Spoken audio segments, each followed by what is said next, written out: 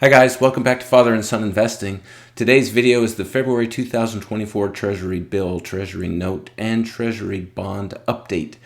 The last several months I've done the Treasury Bill and the Note and Bond update as separate videos, but these are starting to move a little bit more in concert, so we're going to go ahead and put these videos back into one. There are a lot of factors driving what's happening with U.S. Treasuries right now.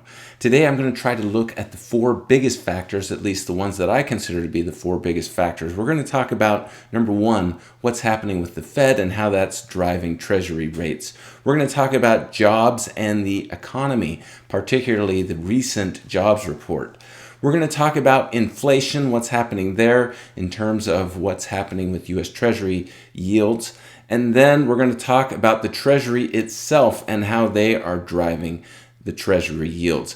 What are we not going to talk about so much today? You know, there are a number of factors, but this being an election year, I'm not going to mention that much, although depending on how things run during the month of February, I could have a potential update regarding that. And then we're not going to talk about regional banks, although that has also had some recent effect upon Treasury yields. So let's go ahead and get started.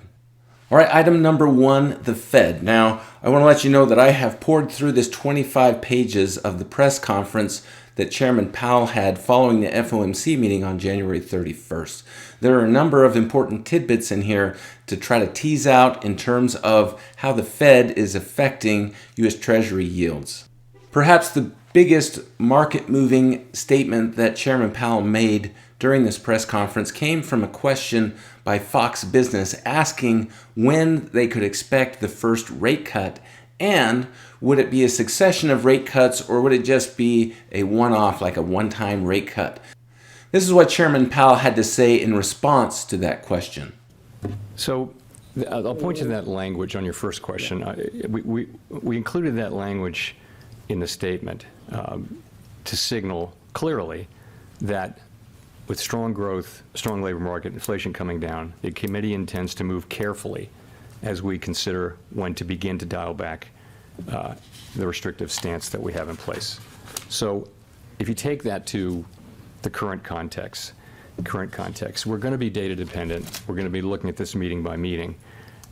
Based on the meeting today, I would tell you that I don't think it's likely that the committee will reach a level of confidence by the time of the March meeting to identify March as the time to do that, but that's to be seen.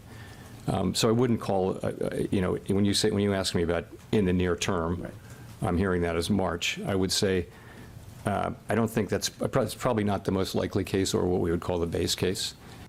Now that response moved the market. That rapidly brought down the expectations that the Fed would be lowering interest rates in March of this year. Let's look at just how quickly these expectations have changed. Here at the beginning of January, it was a 65% chance is what the market thought that rate cuts would be coming in March. Following that FOMC meeting here, 2nd of February, 20% chance. That since has come back up to about a 38% chance, but that is how quickly the Fed chair moved the expectations in the market with that simple statement. All right, what are some other points that the Fed had to make that will be affecting your Treasury yields? Here's one having to do with the overnight repo facility. I've covered that in different videos, but just remember that money market funds have been moving their money out of this overnight repo facility towards U.S. Treasuries because they can get a better yield on those right now. So the question came up, do we need to see the overnight reverse repo facility all the way down to zero, or is it something that you can start with a couple $100 billion there? The Fed chair answered that they did not think that it needed to go down to zero, but they really had not been addressing that, and they will be talking about that overnight repo facility and how well it's funded at the March meeting. And then just one more thing I want to talk about here from this post-FOMC press conference, and that had to do with the labor market and the strength of the economy. And the Fed chair did say in here that they liked seeing a strong labor market, and it says if we see an unexpected weakening, certainly in the labor market, that would certainly weigh on cutting sooner, meaning cutting rates sooner. Therefore, we're going to go ahead and apply that statement when it comes to our second topic here, and that is the jobs report and the economy. The jobs report came out yesterday morning, and let's just look at how the market responded to this blowout jobs report. You can see it on this graph here. The jobs report came out yesterday morning, and the yield on the 10-year Treasury note went from 3.89 rapidly up later in the day to about 4.05%. That is a huge increase in just a few hours. What was in that jobs report? We're going to use 4 graphs to talk about this. These are the 4 graphs that we're going to use to explain the jobs report. We're going to start with the one on the lower right here, U.S. non-farm payrolls, and here's the number that really blew things out. It was 353,000 jobs added during the month of January. But one more thing that really moved the market was a revision upward for December.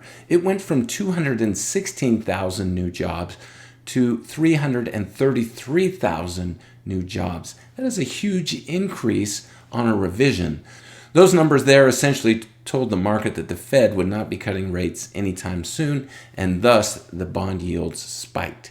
However, let's dig into some of these other numbers here on the jobs report, and there is some concern showing up here. First of all, look at the average weekly hours. Notice this number going down. What might that be telling us?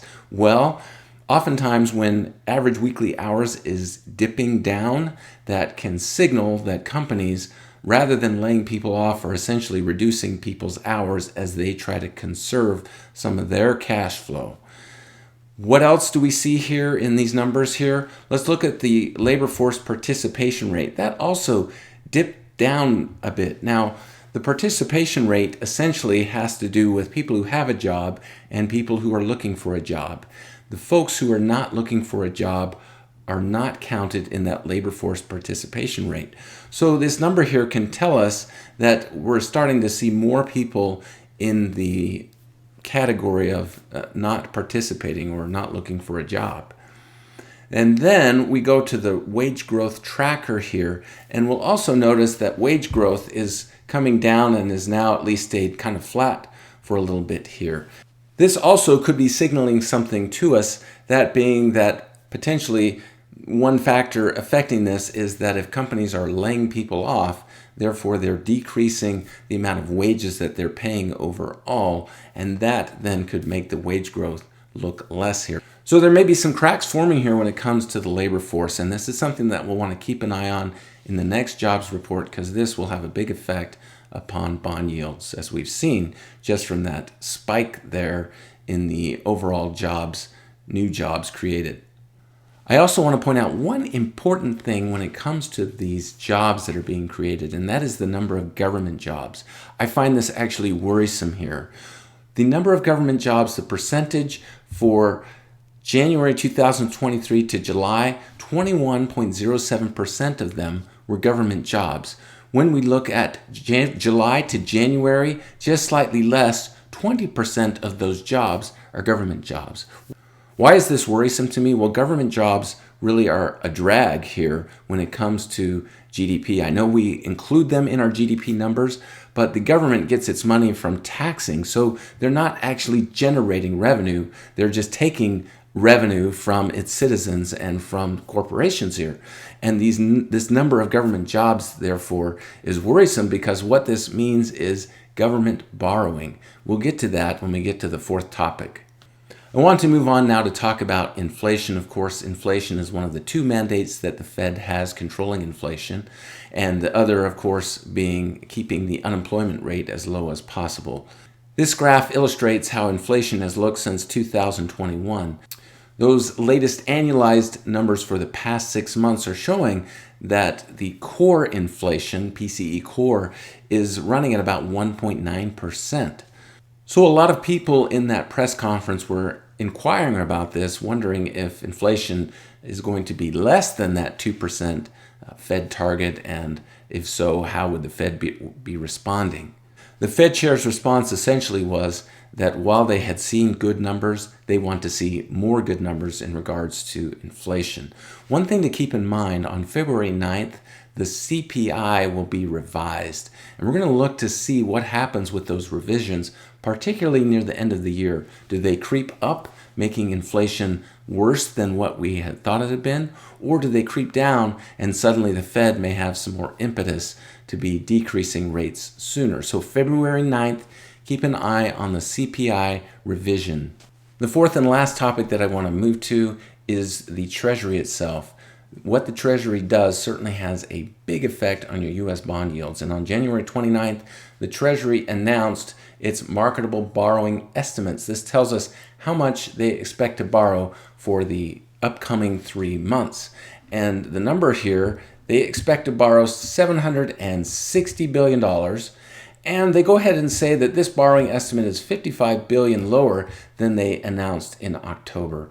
So they were expecting to borrow well north of $800 billion during this particular quarter. They're going to borrow a little bit less. And while that may sound good, the fact is that actually they're borrowing a ton of money, much more than they used to in the past. In fact, just what is the magnitude of this borrowing? $2.55 trillion in 9 months. $2.55 trillion in 9 months. I want to point out to you just how much of the borrowing goes to paying back debt and not actually adding any benefit to the United States and its citizens. Let's go ahead and look here. The Treasury provides some details. They're going to be offering $121 billion of Treasury securities to refund approximately $105.1 billion. That's just going to refund what they've already essentially borrowed from folks. How much new cash does the government get out of this? Only $15.9 billion. That is the magnitude of what's happening. They went ahead and gave the breakdown of how they're going to be going about borrowing all of this money during the quarter. And what you're going to notice here is that it's going to be skewed heavily towards the shorter term notes rather than the bonds. Now, that is something that they started doing back in November. And they also went ahead and increased the issuance of Treasury bills. Keep that in mind. Treasury bill issuance is up right now. But let's just look at the numbers. And then just to give you an idea, we're going to go back and look in time. So they show us back to November. You'll see for the 2-year, okay, it was $54 billion. For April, that's going to get up to $69 billion. That's a huge increase. Look at the numbers across the board here, and you'll see 5 years going to go from 55 in November to 70 billion in April with similar numbers. When we get to the 10-year and the 20 and the 30-year, they're going to try to hold those down. It's going to bump up just a little bit here for February. We're going to do this side by side because this really illustrates the point here. Over on the right side of the screen, we've got what the quarterly funding announcement looked like in August of 2023, so about 6 months ago. Let's just take a look at the 2-year Treasury note. They show us back to May, they were borrowing $42 billion. That's a lot of money, but in April of this year, it's going to be $69 billion. That is a huge increase. Now, the numbers are not quite of the same magnitude as we move up the scale here. When you get to the 7-year, it was $35 billion back in May of 2023, and it will be up to $44 billion. Now, I said that they were going to be holding the numbers down, the amount that they're going to be borrowing for the 10-year, the 20-year, and the 30-year, and they are. Just keep in mind that this is the Treasury manipulating things to help keep those longer-term bond yields down. I mentioned earlier that they're selling more Treasury bills, and that's still the case. Even for this quarter, the Treasury bill issuance is up. But let's just take a quick peek here. Back in May last year, $35 billion per month for the 10-year Treasury note, and that's going to make it up to $39 billion. So even though they're trying to keep these longer-term Treasury issuance down, they're still going up on the 10-year. When we look at the 20-year, and this graph here from wolfstreet.com just tells the tale about how much debt this is. And this magnitude of government debt is going to be driving Treasury yields. It may not in the near future, the next few months, but we can expect to see this, I think, take over as the driving force on Treasury yields, having to do with the magnitude of government debt. I've come to the realization that the government really has no intention of ever paying this off. I used to think in my younger days that at some point we would get smart and start working this government debt down, maybe eventually getting it down to something more reasonable. I have no confidence in that anymore, and this is going to become the driving factor. The question will be, how long will it take? Recently, Jamie Dimon had some comments to make that have been in the news. I know a lot of people don't trust anything he has to say. He's the CEO of JP Morgan Chase, but let's just look at the headline. Jamie Dimon says Washington faces a global market rebellion over record U.S. debt. It is a cliff we're going 60 miles per hour towards. He estimated approximately 10 years before we see this market rebellion and a massive fallout. I'm not sure that 10 years is actually accurate. I think it could end up being something much shorter based upon the magnitude of our increasing U.S. debt. So what then is my game plan when it comes to U.S. Treasuries? As far as Treasury bills, I like the 4 months and less. I don't see much value to buying the 1-year Treasury bill because, quite honestly, you can probably still get a CD that's going to give you a better yield when it comes to a 1-year CD. So that's what I look at for Treasury bills right now. What do I like when it comes to Treasury notes and bonds? Take a look here at the 20-year Treasury bond. That actually is providing the best yield when it comes to anything that is 3 years or longer. And so I like that one. However, I'm a little concerned about giving the government my money for 20 years knowing that they're just continuing to increase the amount of debt. So potentially the recent increase on the 10-year Treasury note is nice. I would not go all in on it because I think that yields are going to rise on the 10-year Treasury note potentially in the next couple of years, again, just based on the magnitude of the U.S. government debt. That's going to do it for today's video. If you have comments, please leave those down below. Let me know what I could have done better and where you think I stunk in my analysis. Until next time, enjoy your investing.